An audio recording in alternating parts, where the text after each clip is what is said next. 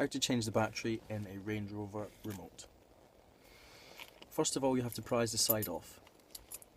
So you take each edge, slide it forward like that, slide the other side forward.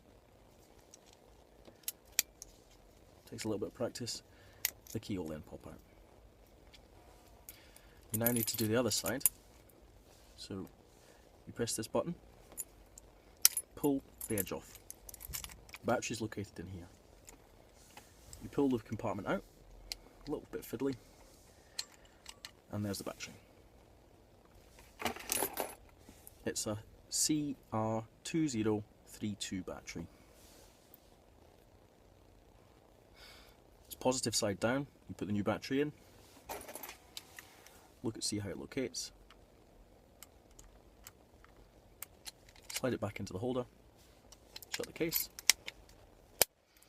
push the key down, push it back into its place, snap together, and that's it done.